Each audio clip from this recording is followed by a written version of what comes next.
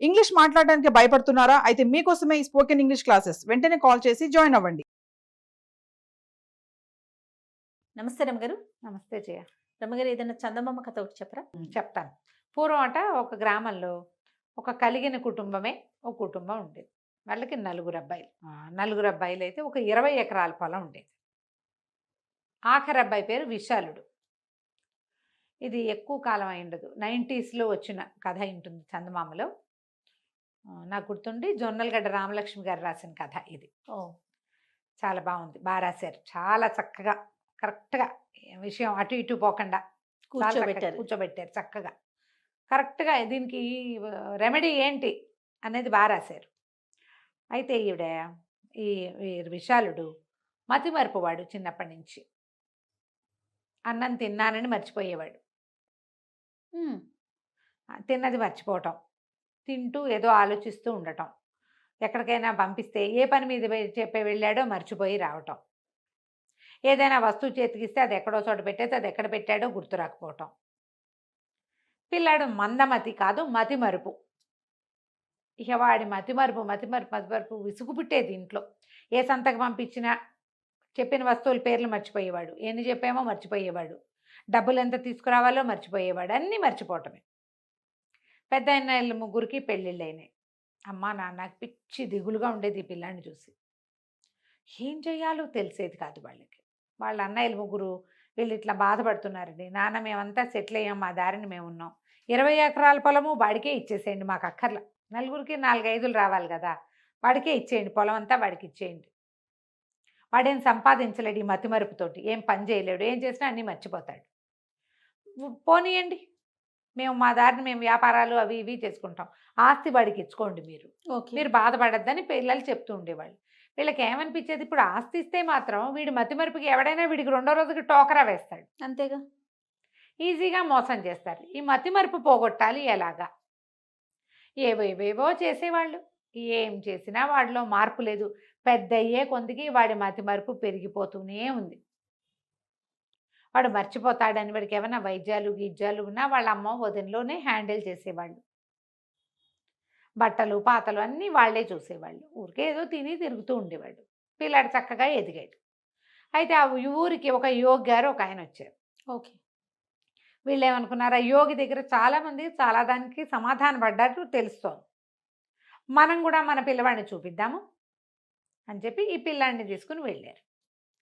వెళ్తే ఆయన సరే ఇదంతా విన్నాడు, బాగుంది, సరే ప్రయత్నం చేద్దాం, మా పెద్ద పిల్లలు కూడా ఆస్తి అంతా వీడికి ఇచ్చేయమన్నారండి, 20 ఎకరాలును అని చెప్పారు. చెప్తే ఈయన అన్నాడు, సరే ఏదో చూద్దామని, అబ్బాయి నువ్వు వెళ్ళి అక్కడ ఒక ముళ్ళ చెట్టు ఉంది కదా, 12 పువ్వులు కోసుకురా అని చెప్పాడు. వెళ్ళాడు కుర్రాడు, వెళ్ళి పువ్వులు కోసుకొచ్చాడు. తీరా వీళ్ళు లెక్క పెడితే 8 ఉన్నాయి. 8 ఉన్నాయి. వేళ్ళకి కొన్ని ముళ్ళు గుచ్చుకున్నాయి. ఈయన అన్నాడు, అదేమిటి నేను 12 చెప్పాను, నువ్వు 8 తెచ్చావు అనేసరికల్లా కుర్రాడు అన్నాడు, అయ్యో నాకు ఎలా గుర్తుంటుందండి, నేను అసలు మతిమరుపు వాడిని, మతిమరుపుతోటి 8 చెప్పారో గుర్తులేక ఇవే తెచ్చాను, అయ్యో నీకు ముళ్ళు గుచ్చుకున్నాయి, ఈ ముళ్ళు చాలా ప్రమాదం అన్నాడు ఆయన. పిల్లాడు భయం వేసేసింది. ఇప్పుడు ఏం చేయాలి అని అమ్మ నాన్న కంగారు పడ్డారు, అబ్బాయి కంగారు పడ్డాడు. ఈయన అన్నాడు, పర్వాలేదులే, దీనికి వైద్యం ఉంది, ఇది వెంటనే పని చేయదు, ఆ ముళ్ళు వెంటనే పని చేయవు, ఏం కాదు, 15 రోజులు పడుతుంది, నువ్వు ఈ లోపల రోజు 8 పువ్వులు శివుడికి కోసివ్వు, దాని వైద్యంలో మొదటిది. తర్వాత బిళ్ళలు ఇచ్చాడు, రోజుకు 1 వేసుకోవాలి, లేదా రోజుకు 2, పొద్దున 1 సాయంత్రం 1 వేసుకోవాలి అనేసరికి నేను అసలే మతిమరుపు వాడినండి, మా అమ్మకి చెప్పండి గుర్తుపెట్టుకుంటుంది, కాదు ఇది ఇంకోళ్ళకి చెప్పకూడదు, చెబితే పని చేయదు, చెప్తే పని చేయదు, ఇదంతా భగవత్ సంబంధమైన వ్యవహారం, నువ్వే గుర్తుపెట్టుకుని వేసుకోవాలి, 2 పూట్ల 2 మాత్రలు వేసుకోవాలి, ప్రతిరోజు 8 పువ్వులు శివాలయంలో ఇవ్వాలి, పువ్వులు టాబ్లెట్లు కనెక్షన్, ఇంకొకళ్ళకి చెప్పకూడదు, రూల్, లేకుంటే నీకు ప్రమాదం, లేకపోతే నీ ప్రమాదం. రోజులు గడిచాయి. కుర్రాడు నేను మర్చిపోతానేమో అని భయపడుతూనే ఉన్నాడు, కానీ రోజు 8 పూలు కోసుకెళ్ళి ఇచ్చేవాడు, 2 పూట్ల మాత్రలు వేసుకున్నాడు. సరే 15 రోజులు గడిచాయి. గడిచేసరికల్లా మళ్ళీ తల్లి తండ్రి పిల్లాడు అందరూ వచ్చారు. ప్రమాదం తప్పిపోయినట్టేనండి మా పిల్లాడికని వాళ్ళు అడిగారు, వీడు కూడా అడిగాడు. 2 పూట్ల మాత్రలు వేసుకున్నావా అంటే మాత్రలు సీసా తీస్తే సీతాలో మాత్రలు లేవు అంటే 2 పూట్ల వేసుకున్నట్టు. అంతేగా? అంతే. 15 రోజులకి 30 మాత్రలు ఇచ్చారు, వేసుకున్నాడు. రోజు పూజారికి వీడికి కనెక్షన్. వీడి పిల్లవాడు ఈ ముళ్ళ చెట్టు నుంచి 8 పూలు కోసుకొస్తున్నాడా లేదా? కోసుకొస్తున్నాడు. ప్రతిరోజు ముళ్ళు గుచ్చుకోకుండా జాగ్రత్తగా కోసాడంటే పాత ముళ్ళు గుచ్చుకున్న గుర్తే కానీ కొత్త ముళ్ళు ఏం గుచ్చుకోలేదు వాడికి. మర్చిపోయి ముళ్ళ చెట్టు మీద చెయ్యలా వాడు. అప్పుడు మా పిల్లవాడి మతిమరుపు సంగతి కూడా చూడండి బాబు అని అడిగారు. ఇంకేం మతిమరుపు? మీ వాడికి మతిమరుపు ఏం లేదు, వాడికి ఉన్నదల్లా ఫోకస్ లేదు, బద్ధకం 2 ఉన్నాయి. 2 వచ్చినాయి. 2 లైన్లోకి వచ్చినాయి. తన ప్రాణాలకి ప్రమాదం వస్తుందన్న భయంతో 15 రోజుల పాటు రోజుకి 8 పూలు కోసుకెళ్ళాడా లేదా? కోసుకెళ్ళాడు. 15 రోజుల పాటు 2 పూట్ల మాత్రలు వేసుకున్నాడా లేదా? వేసుకున్నాడు. ఉయ్యాల నుంచి పడిపోతానని తెలిసి కూడా 2-3 సార్లు వాడు ఉయ్యాల్లో కూర్చుని పడిపోయాడు. దాని తాడు సరిగా లేదని తెలుసు, మర్చిపోయి కూర్చున్నాడు. కానీ ఇక్కడ ముళ్ళ చెట్టు ముళ్ళు మాత్రం గుచ్చుకోలేదు వాడికి. జాగ్రత్త పడ్డాడు. ఈ 3 విషయాల్లో జాగ్రత్త పడగలిగిన వాడు మిగిలిన వాటిలలో పడ్డా? వాడు చిన్నప్పుడు శ్రద్ధ లేక మర్చిపోయేవాడు. క్రమంగా వాడు మర్చిపోవటాన్ని మీరు యాక్సెప్ట్ చేశారు, మీరు ఒప్పుకున్నారు. వాడు మతిమరుపు వాడని ఒప్పేసుకుని వాడికి ఏ పని చేయలేదు. ఇక మీరు మీ అబ్బాయికి వాడి వాటాకు వచ్చే 3 ఎకరాలు ఇచ్చి బయటికి పొమ్మనండి అన్నాడు. అనగానే 3 ఏంటి 5 కదా నా వాటా అన్నాడు పిల్లాడు. యోగి నవ్వాడు. చూసారా, మీకు 20 ఎకరాల పొలం ఉందని తన వాటా 5 ఎకరాలన్నీ కూడా వీడు గుర్తుంది. ఏమిది ఎందుకు మర్చిపోలే వీడు అంటే వాడు గుర్తుంటాయి, వాడికి అవసరమైన గుర్తుంచుకుంటాడు అంతే. మీరు పని చెప్పండి, ఇతన్ని బలవంత పెడితే కానీ చెయ్యడు. అతని మతిమరుపుని ఒప్పుకోవద్దు. ఈ కథ ప్రతి పిల్లాడికి, ప్రతి పిల్లకి, ప్రతి వాళ్ళకి ఉపయోగపడుతుందమ్మా.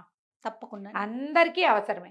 నీకు కావాల్సినవి అన్నీ గుర్తుంటాయి. చాలా మంది పిల్లలకి సినిమా పాటలు భలే గుర్తుంటాయి, మొదటి నుంచి చివరి దాకా నేర్చేసుకుంటారు. ఇంగ్లీష్ పాటలు కూడా ఆ ఊ అని పాడేస్తారు.